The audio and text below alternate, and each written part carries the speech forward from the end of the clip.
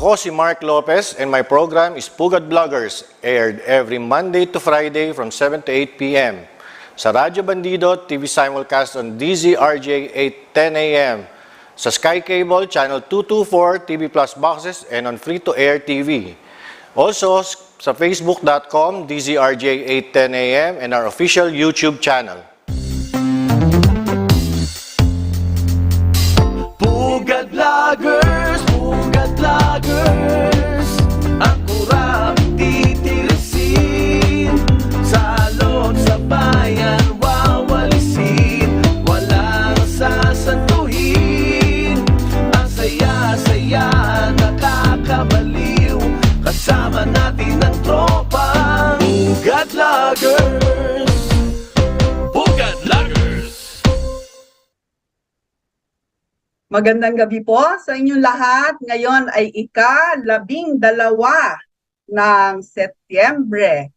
Okay, so naka-2 linggo na tayo sa mga bear months, ang mga department stores, sa mga malls ay nagtutugtog na ng mga Christmas songs at may mga display na mga Christmas trees for sale, mga Christmas decorations.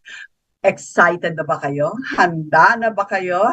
So whatever it is, whatever you may feel about this season, I hope that it's going to be a season of hope for everyone. May we all be getting the good things that we wish for this season. Yan.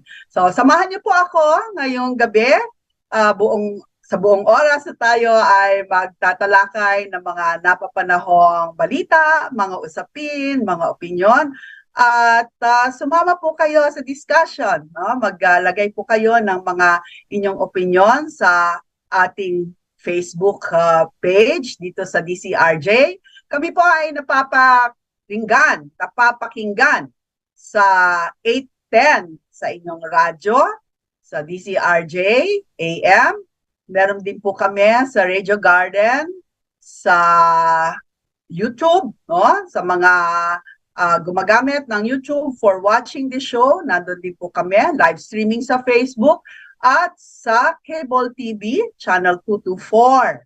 Yan. Kumusta po ang lahat sa gabing ito?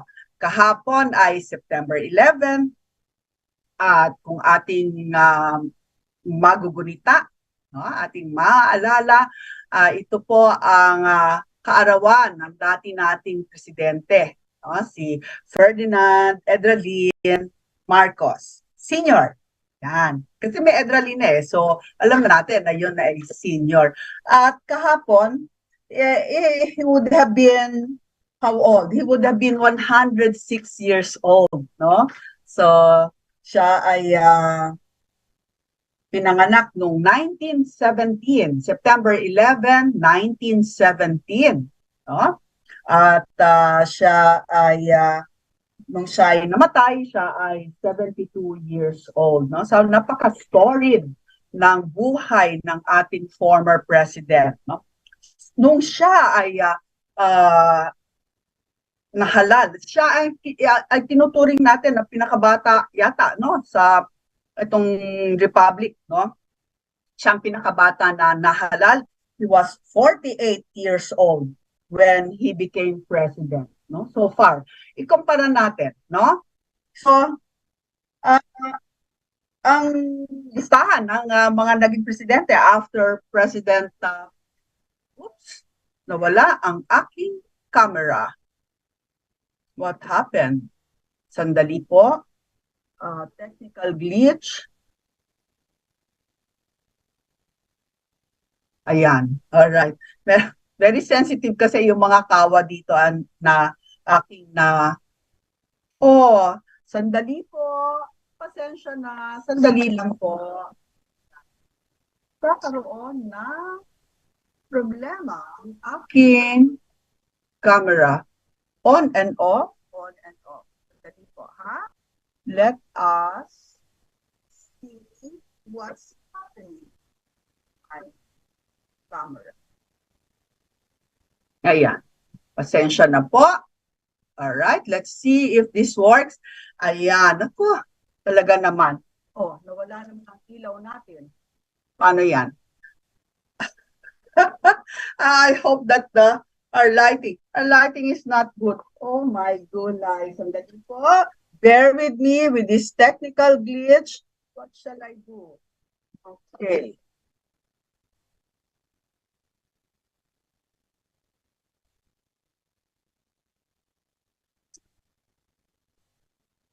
Ay, nako.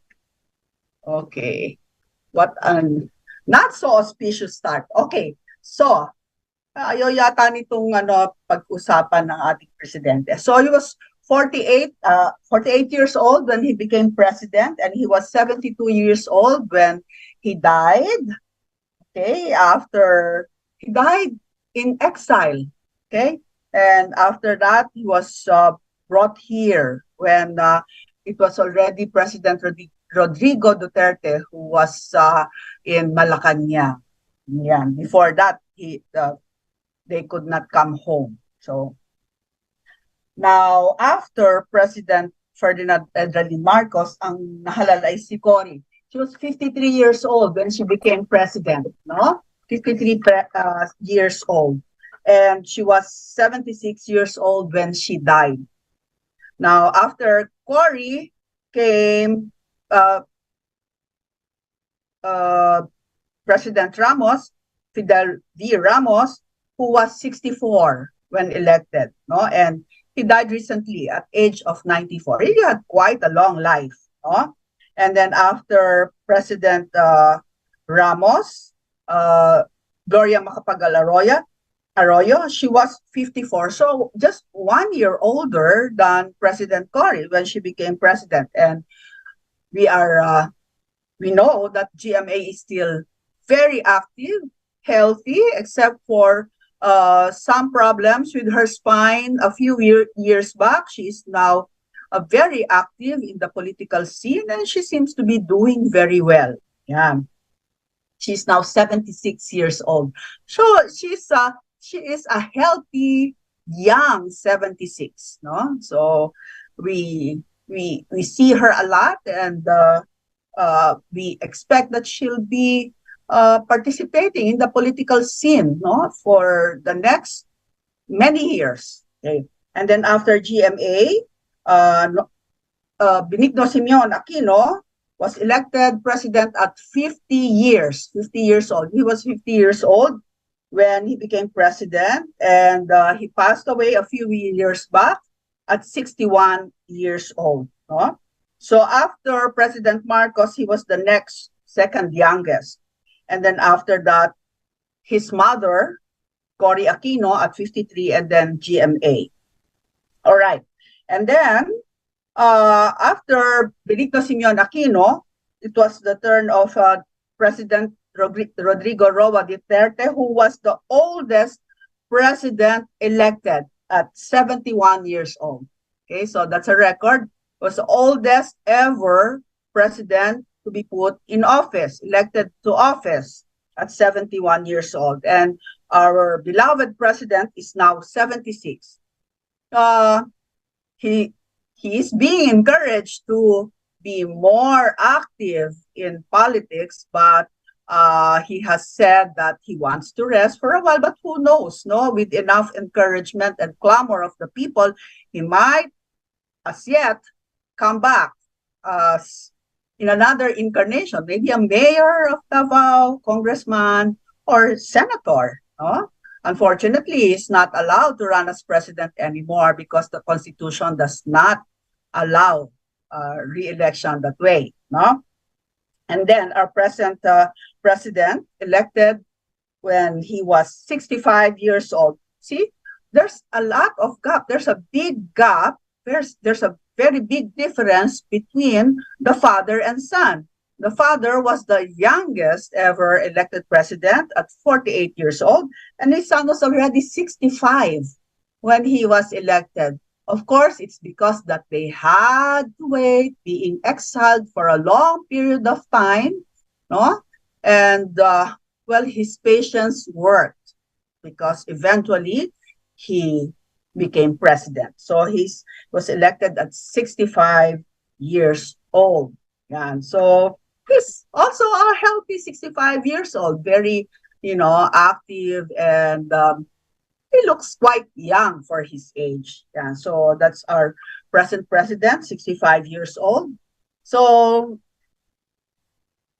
there's a lot of gap, as I have said, between the age of the senior and junior. So President Ferdinand Edralin Marcos was in office for a long period of time and was able to do so many things.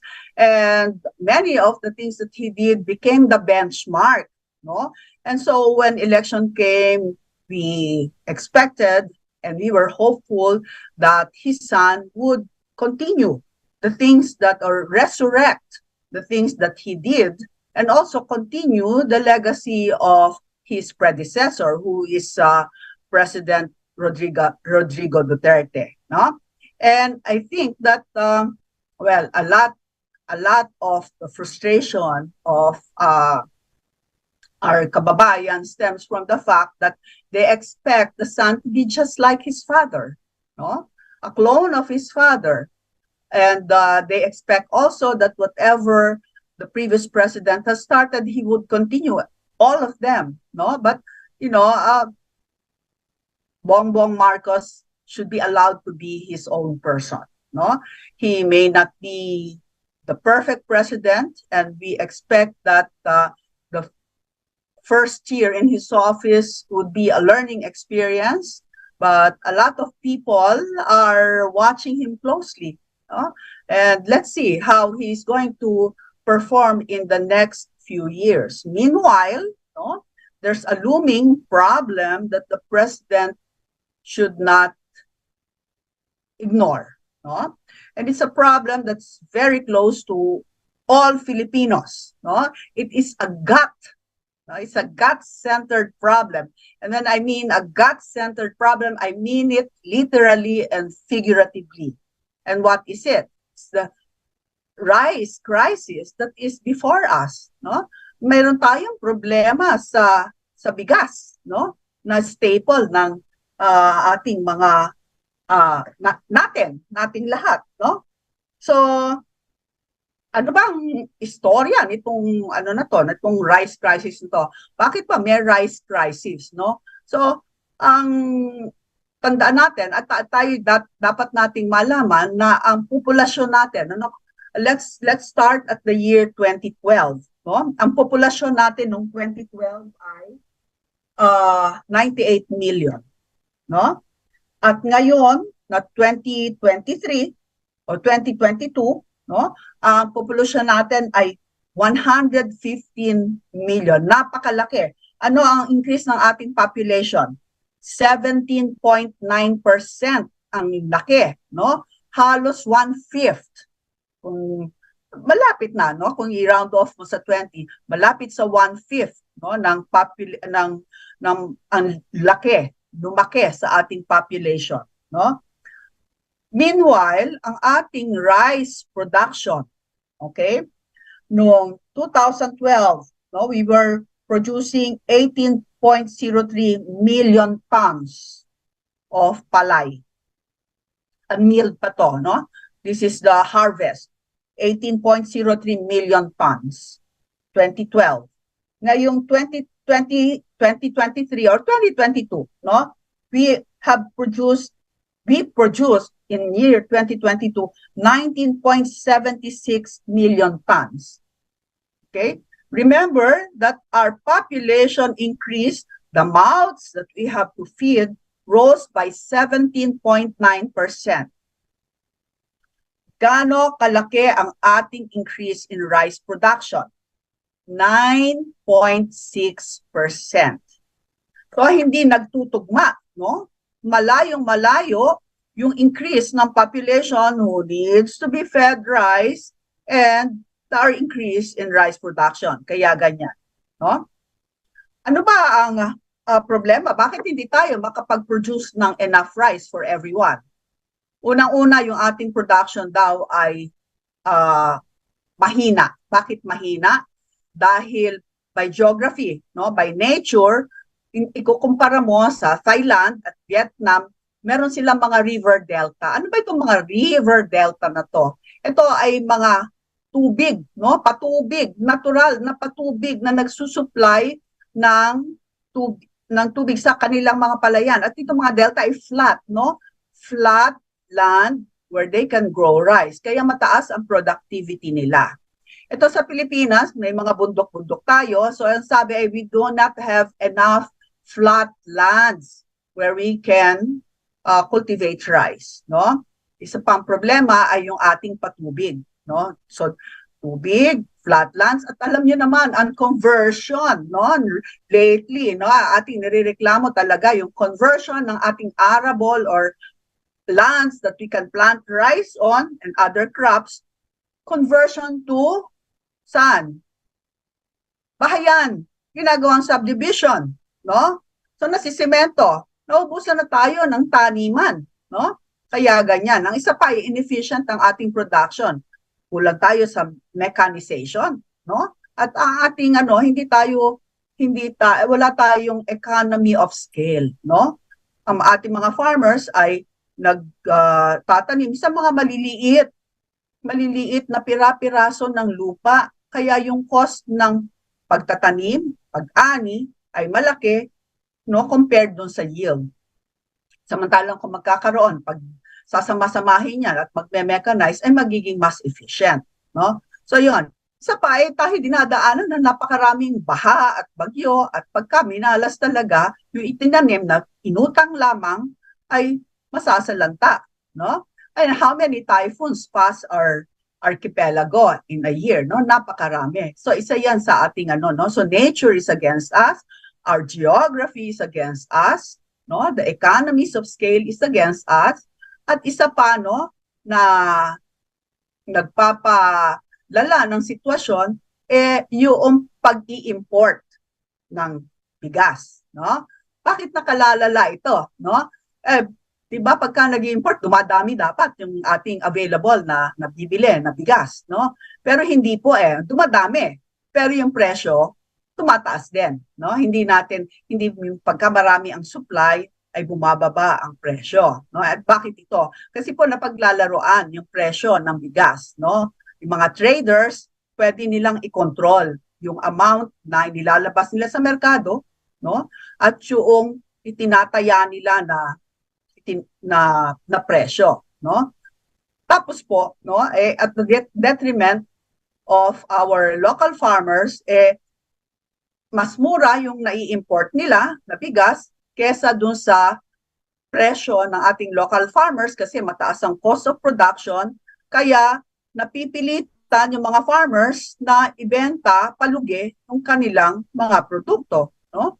So, paunti ng paunti ang nai-encourage na mag-farming kasi po dyan sa kalakaran na yan na napakaliit ng profit, no, ng mga local farmers kung may profit man, ano, kung minsan palugi pa dito sa production ng rice. So, napaka-dismal po ng ating outlook, no, regarding our rice supply. At kamakailan lang ay ang gobyerno, no, sa advice ng DTI ay ang Pangulo ay nagsabi na yung presyo ng palay ay i-fix from 41 to 45 pesos. No? So, may mga ekonomista na hindi sang-ayon dito sa ginawa na ito dahil kung i-fix mo yung presyo ay yung produkto, yung palay ay yung bigas ay hindi na lang ilalabas kasi malulugi yung mga negosyante, no? It will not solve, no? Sabi ng mga ekonomista, it will not solve the rice shortage kasi ang gagawin lang ng mga negosyante ay withhold it from the market, no? So, wala talaga, no? Walang lalabas sa merkado at it will not solve, no? Lalong mababawasan ang availability ng rice. Yan. Let's look at some statistics, no?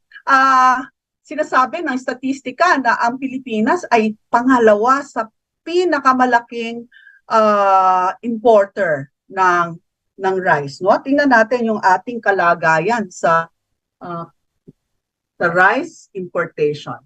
Ayan. Wala ang aking, tingnan natin. Okay.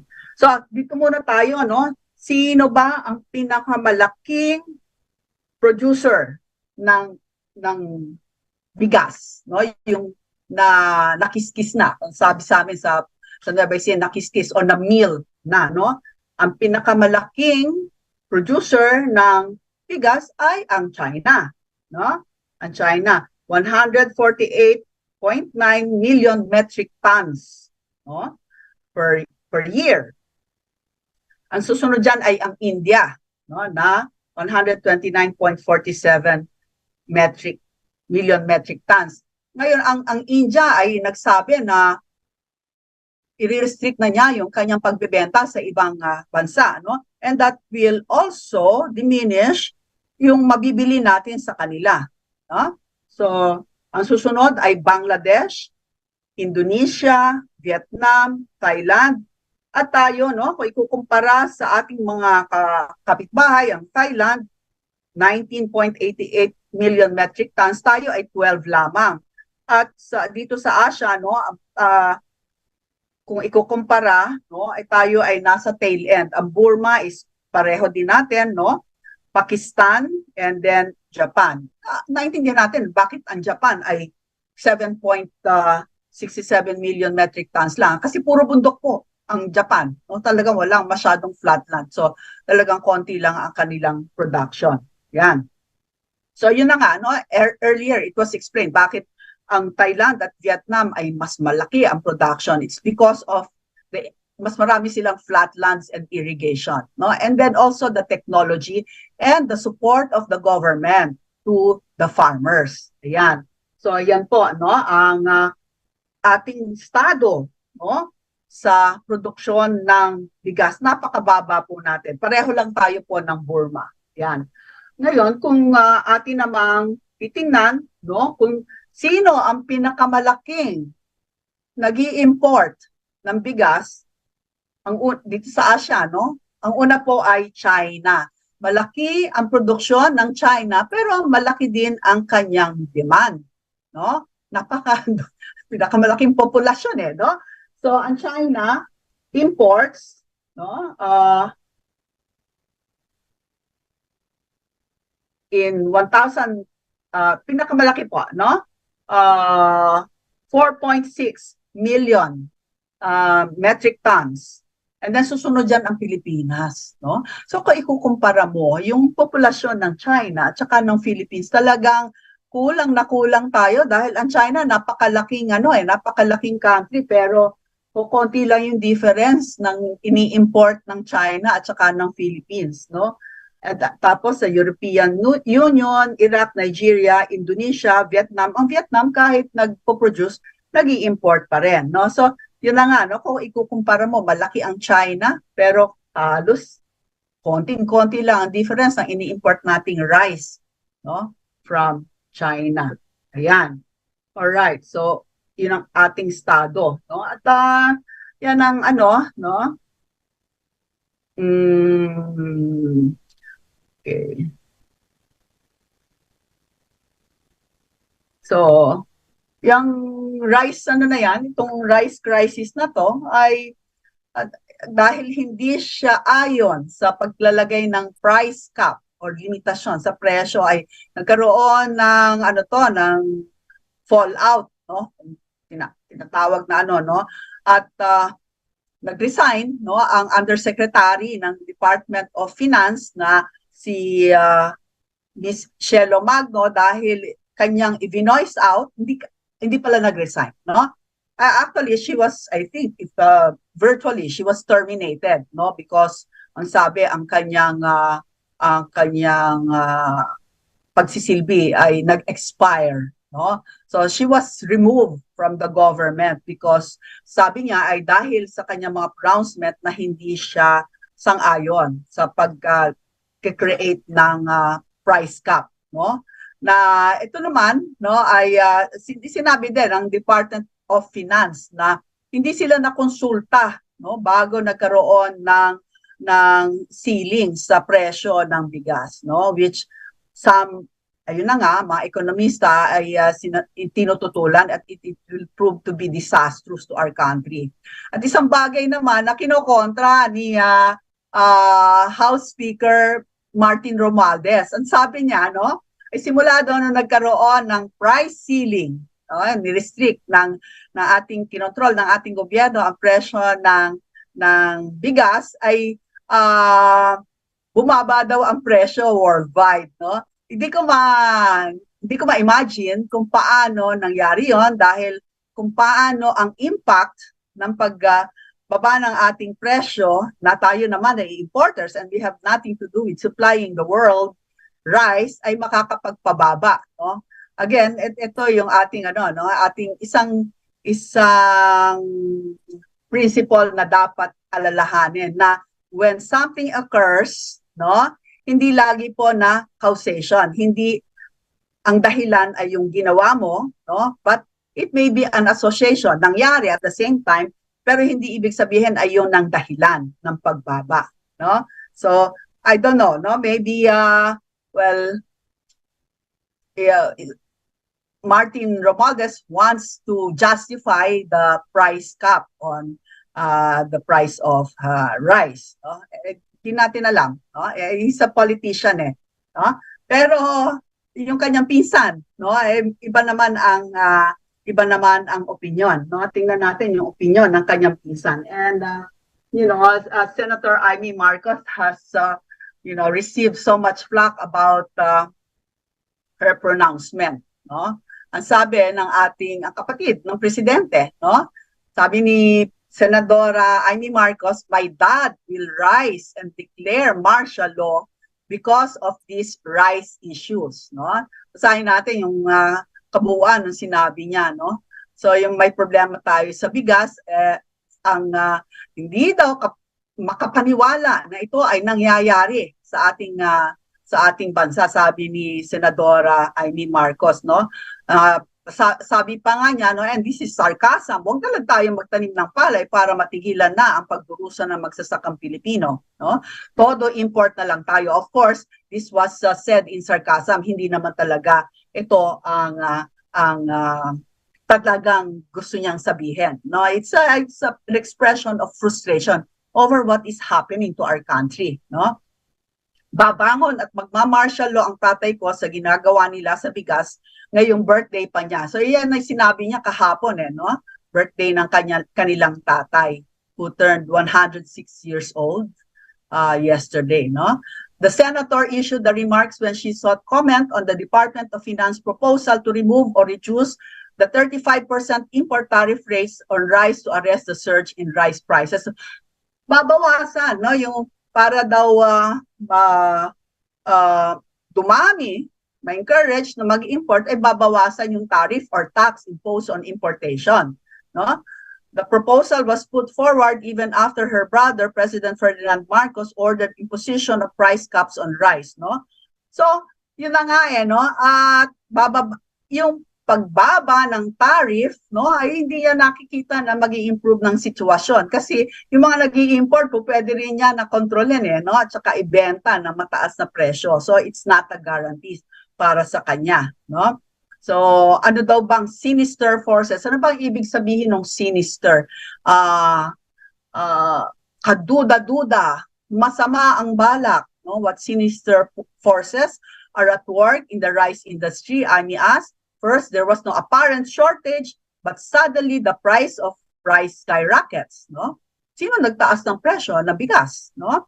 Then, to bring price under control, EO 39, Executive Order 39 was pushed, supposedly even without the economic team's knowledge, much less assent. And sinasabi ni Secretary Jokno na hindi sila kinonsulta, no? Sa pag-fix ng price ng bigas.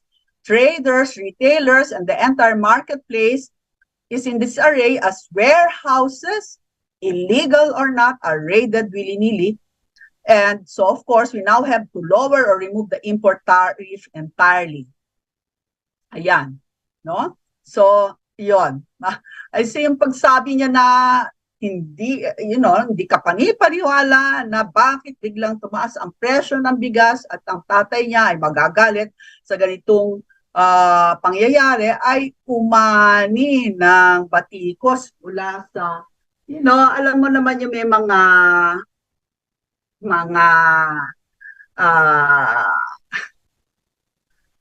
sensitive, no? Mga sensitive tungkol sa martial law, no? So, na-offend yung mga martial law victims, no? Dahil sa pronouncement na magma-martial law ang kanyang tatay dahil sa crisis sa bigas, no? So, sabi ni Gabriela Party List Representative Arlene Brosas, no? Na insensitive, no? Statement that a martial law rule would solve the country's rice woes is insensitive to thousands who were imprisoned, tortured, and killed during the military regime of her father. Ito na naman tayo, no? Victims of martial law. Na-offend sila na sinabi ni Miss Amy Marcos, Senadora Amy Marcos na magmamartial, kung buhay pa ang tatay niya, magmamartial law. It's a figure of speech, no? But these people are so sensitive to things like this, no? All right. So, hinukay na naman nila sa history ang mga victims ng martial law. Ayan. So, Senator Marcos' statement is offensive to the thousands of Filipinos who were imprisoned, tortured, and killed during her father's bloody martial law. Walang nakakatawa sa pagbabalik tanaw sa isa sa pinakamadugo at marahas na yugto sa kasaysayan ng ating bansa.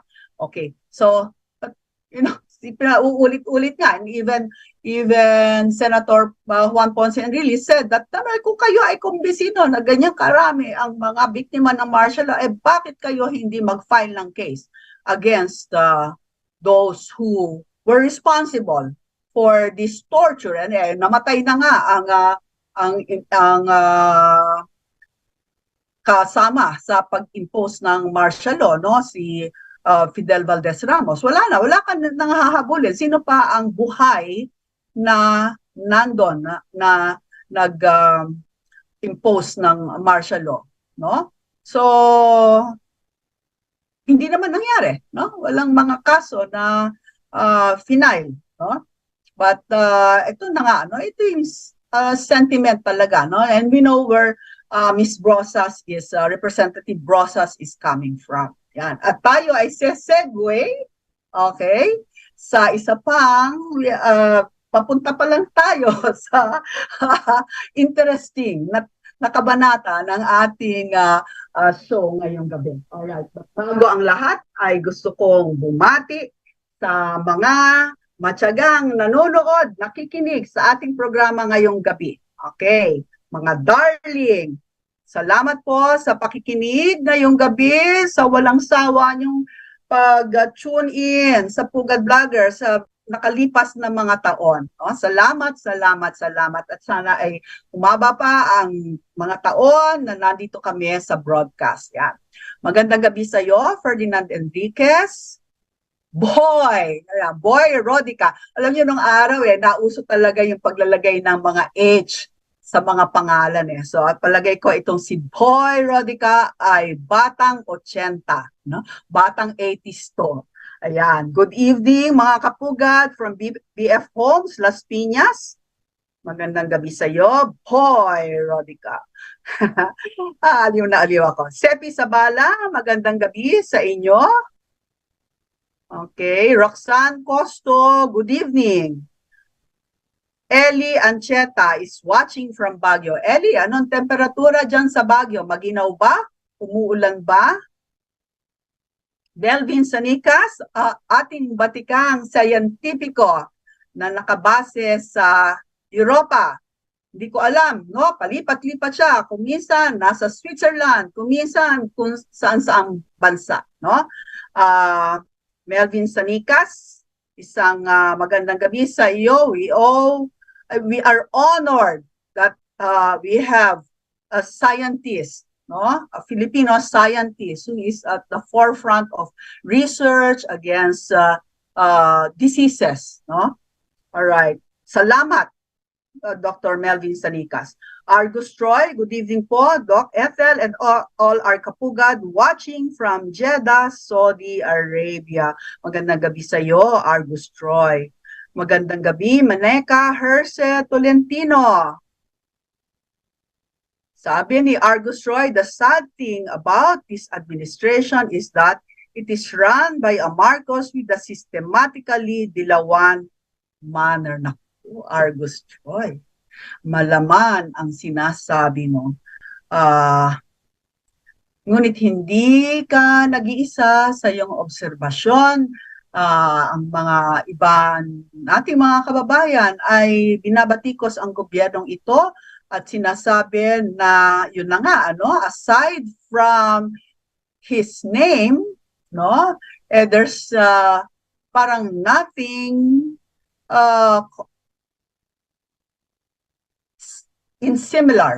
nothing similar to the way that his father ran this country. At may mga nagsasabi na it seems that mga dilawan ay nasa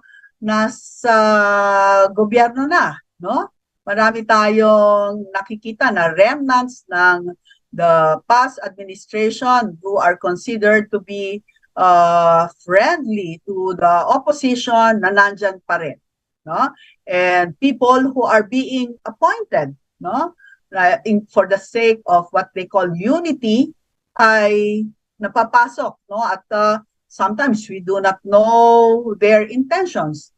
Their intention is to help or to undermine this government. Yan.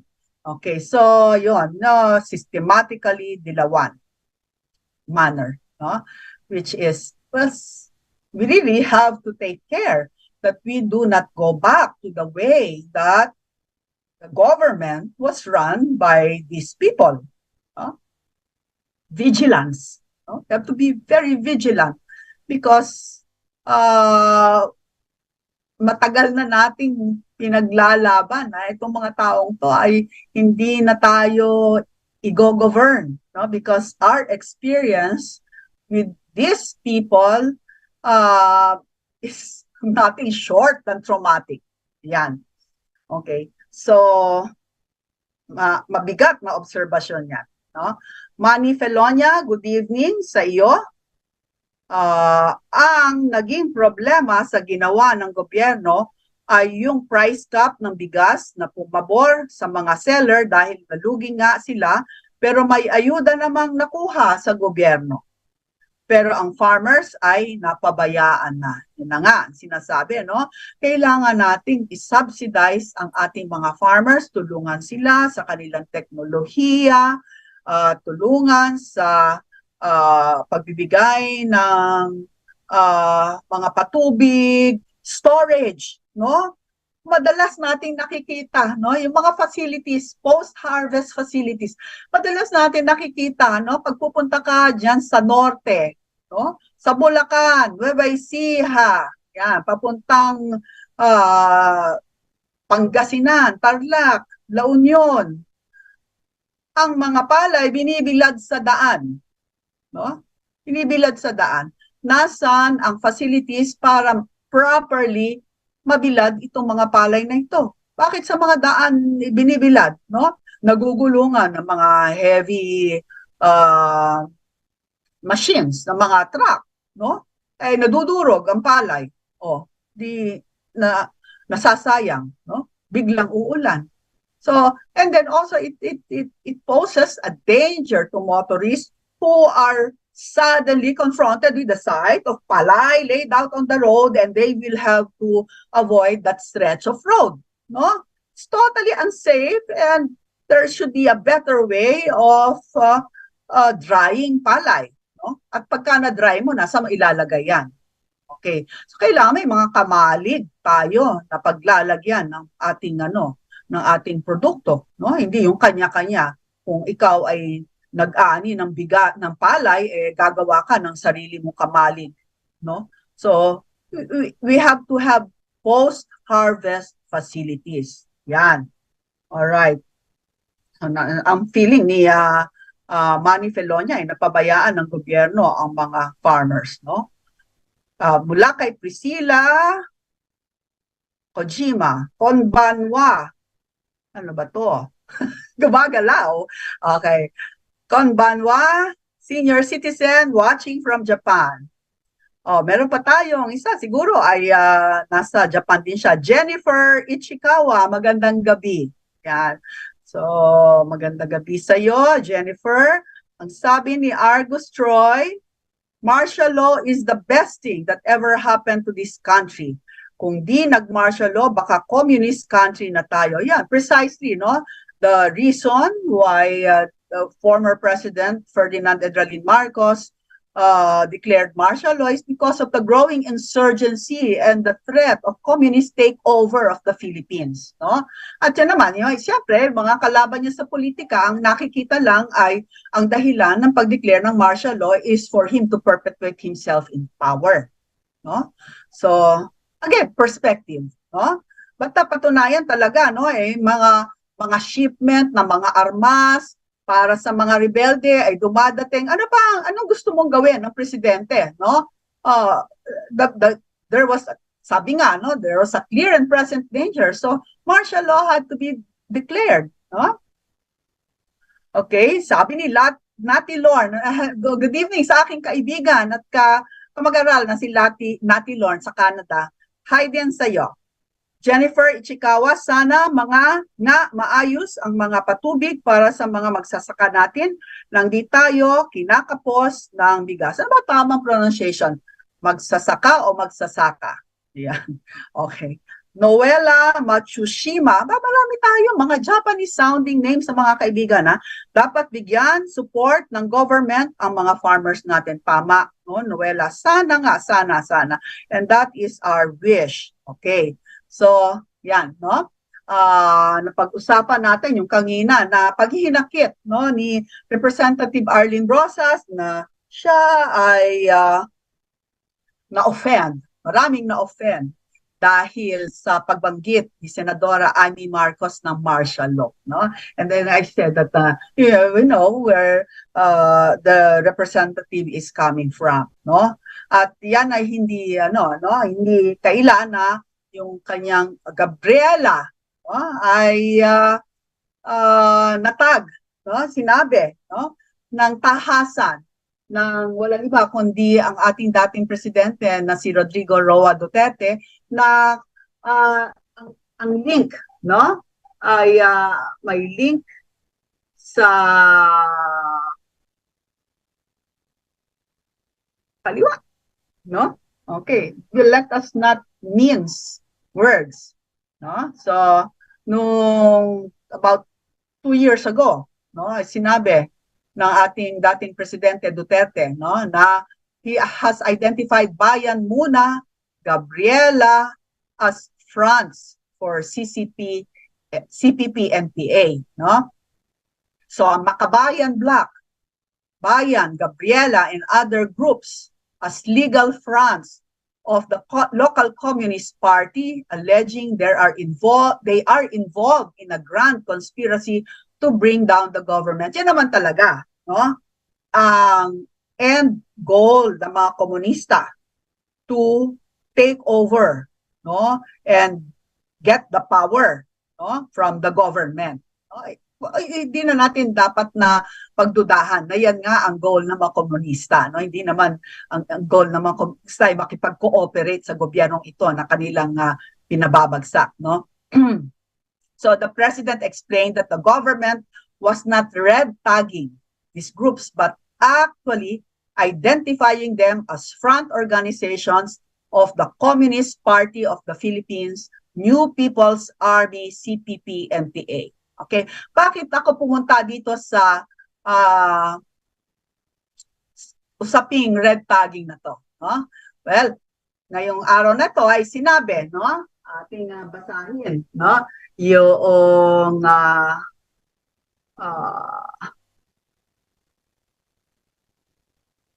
announcement, no, sinabi ng ombudsman, no, wala sa ombudsman. Ano ba yung sa ombudsman? Yun yung mga kaso na final laban sa mga nasa gobyerno, nakaupo sa gobyerno, no? So the ombudsman, ito ay kanina lang, no? Ay kahapon, no? The ombudsman said that it has dismissed red tagging cases filed against ex-officials of the administration of former President Rodrigo Duterte because there is no law against the controversial act.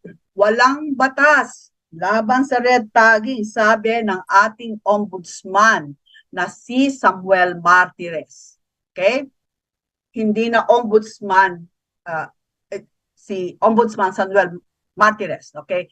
Kasi ito ay nangyari dahil inusisa ni Kabataan Representative Raul Manuel. At alam mo, ang Kabataan din naman ay tinag din, no? Sinabi, binanggit din na isa sa mga grupo na nakahanay sa kaliwa, no? Si Raul Manuel asked Ombudsman Samuel Martires about the status of 56 administrative cases and 2 criminal cases against several officials and figures from the Duterte administration such as Antonio Parlade, Dr. Lorraine Badoy, Hermogenes Esperon, Mocha Uson, and others. So, ang sabi ni Ombudsman Samuel Martires, with respect to the red tagging, those cases were already dismissed sa kadahilanan po na wala namang batas na nagbabawal sa red tagging. Sabi ni Martires sa House Appropriations Committee budget hearing noong Lunes. Okay. Itong opinion, sinabi ng ating ombudsman, walang batas na nagbabawal sa red tagging. Okay? Red tagging refers to the practice of labeling and accusing people, including activists, rights defenders, artists, and journalists of being terrorists, communists, and enemies of the state.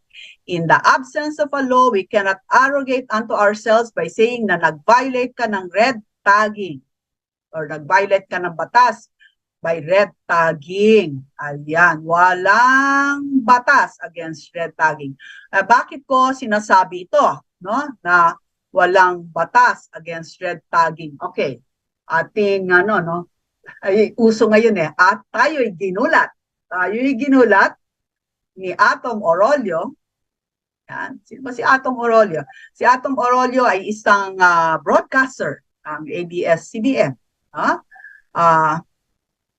Atom Orolio sues, kahapon dito, no? Atom Orolio sues Badoy Celis for 2 million over red tagging. At itong kanyang pagdedemanda ay for civil case. No? Civil case, walang kulong yan. No? Bayad lang.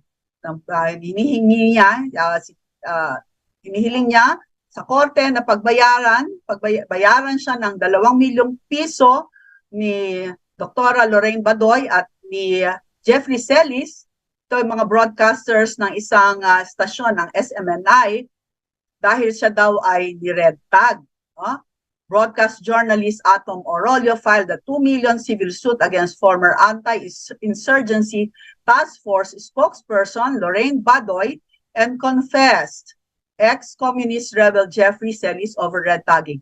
Jeffrey Celis, dating komunista yan. Kaya alam niya yung mga pangyayari sa organisasyon. The damage suit was filed before Quezon City Regional Trial Court on Monday. Hapon. Orolio's counsels were conveners of the movement against disinformation, Tony Lavinia and Rico Domingo. Yan. The complaint is anchored under Articles 19, 20, 21, 26, and 33 of the new Civil Code, which protects an individual's rights, human relations, and dignity, and a violation could lead to serious damage and injury to a person's reputation, peace of mind, and personal relations. So, sabi in effect, ang sinabi ni Atom Orolio ay nasira ang kanyang reputasyon. Maaaring nasira ang kanyang mga relationship, no? At ang kanyang kapanatagan ng pag-iisip dahil siya ay tinawag na komunista or nakaalyansa ng mga komunista ni Dr. Lorraine Badoy at ni Mr. Jeffrey Celis.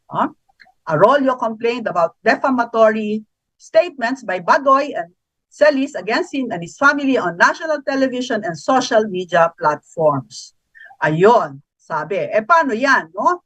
Mismong ang sinabi ni Ombudsman Samuel Martires na walang kaso, no? Walang batas laban sa red tagging. No? So, tingnan natin kung saan darating ang complaint na ito, ang demanda na ito ni Atom Orolio, no? Tingnan natin. Ito kasi, no, at marami talagang mga kaso na i-file, no, laban kay Dr. Lorraine Badoy, no, and at least no, siya lang, no, alam mo naman, ano, si naging controversial talaga sa kanyang mga pronouncements si Dr. Lorraine Badoy, no? So let's run down, no, kung ano yung dami talaga na nag-demanda sa kanya. Okay, let's see. Ito yung mga listahan no. So unang-una, this is from most recent to most ano ba 'to yan? Pinakauna, no? So there's a group of doctors noong June 20, 2022, no, na nag-file sa PRC na tanggalan daw ng lisensya si Dr. Badoy kasi ay minalign. Ano ba yung minalign? Inalipusta, siniraan, no? Yung ilang mga doktor na tinag sila as terrorists. At ang complainant ay kasama ng kasapi ng Alliance of Health Workers. Yan. So, na-identify din ang Alliance of Health Workers na makakaliwa. No? Okay. Nung si Maria Ressa, April 19, 2022, no? Siya ay nag-file din ng complaint against Dr. Badoy over malicious and defamatory posts and articles against the journalist. Yan. Yung nanay ng community pantry organizer, natatandaan niyo ba ito? Yung community pantry na nagpapamigay ng mga pagkain noong pandemic, no? Si Zen Bernardo, mother of Maginhawa Community Pantry Organizer Ana Patricia Non, filed the case with the Ombudsman on April 13, 2022. Ombudsman, sabi na nga ng Ombudsman, dismiss na, no? Binasura na. Okay? So, isa lang yan, ano? Sino pa? Alliance of Health Workers. Yan. Noong April 7, 2022. Okay? Again, with the Ombudsman. No? And then, sa PRC, gusto nilang tanggalan ng license si Dr. Badoy. No? Alright. Progressive groups, March 30, 2022. Petitioners from progressive groups sued Badoy on March 30, 2022 for red tagging opposition leader Vice President Leni Robredo. Yan. So, kanila ding nag-file sila, nag-sue sila, no? Ko alam kung sa ombudsman ito, no? So, kung ito ay sa ombudsman, di binasura na rin, no? Alright? Sinabi kasi, no, tinawag ni Dr. Badoy na si Robredo ay a virtual mouthpiece of the terrorist group na CPP-NPA. No? Ito yung mga pangalan ng mga nagreklamo sa kanya on behalf of former Vice President Leni Robredo, pambansang lakas ng mga mamamalakaya, pangalan pa lang, no? Amihan Peasant Women Federation, Kilosang Magbubukid ng Pilipinas, Kalipunan ng Damayang Mahihirap, Makabayang Koalisyon ng Mamamayan, and Kilosang Mayo 1. Yan. They were offended that Dr. Badoy called Robredo a virtual mouthpiece of the terrorist group. Yan. Activists and concerned citizens, March 23, 2022, Sara Elago, Representative Sara Elago, okay, filed with the Ombudsman an administrative complaint against the NTFL-CAC, noong December 7, 2020. Karapatan, okay, so nag-file din ng case. Ito, no, filed criminal and administrative suits against the officials of MTFL-CAC. Ibon Foundation. Dami talaga, no?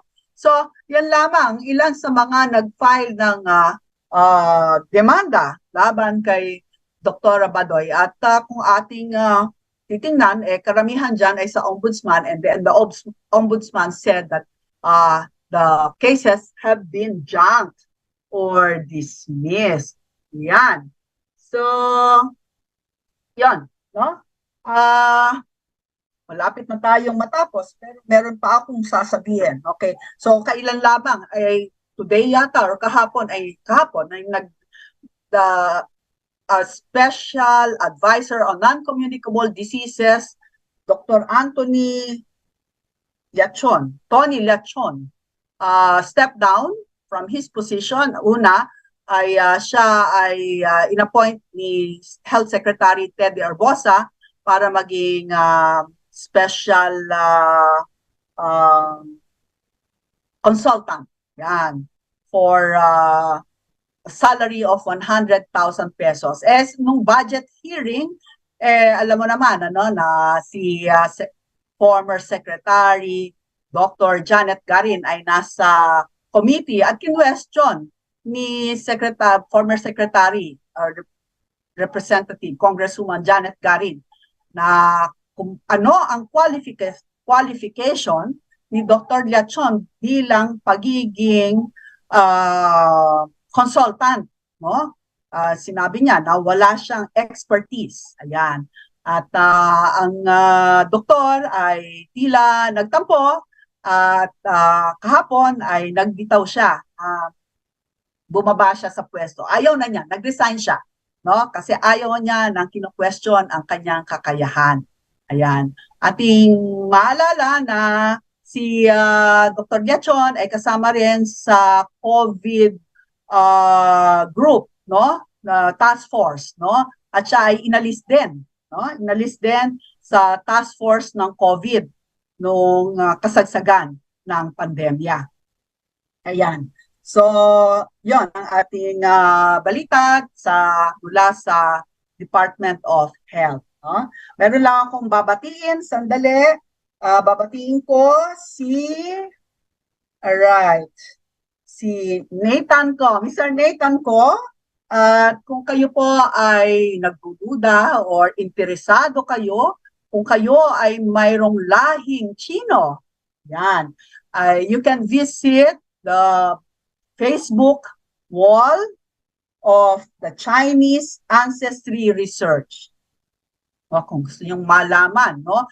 Parang genealogist, no? Meron silang genealogist nito. So, if you want to trace your ancestry, kung kayo ay may lahing Chino, you can visit this site. At marami ding mga istorya na nakakatuwa dahil hindi inaasahan, no? Ay nalalaman ng mga tao na sila pala ay may dugong Chino, katulad ng dating presidente na si Sergio Osmeña. No? Okay? So, yan na lamang po. Tayo kulang na sa panahon. Sana ay nagustuhan nyo at nakapagbigay ng impormasyon ngayong gabing ito. Antabayanan po ninyo ang susunod na mga programa dito sa DZRJ, ang Oras ng Himala, ang Kakampi. Sundan din po ninyo ang programa ng aming kaibigan na si Ira Panganiban.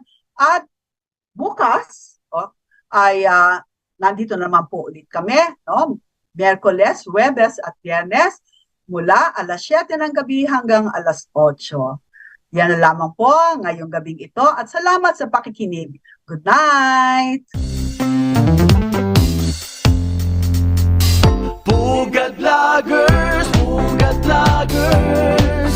akurap titirisin, salot sa bayan wawalisin, walang sasantuhin, ang saya-saya nakakabalik.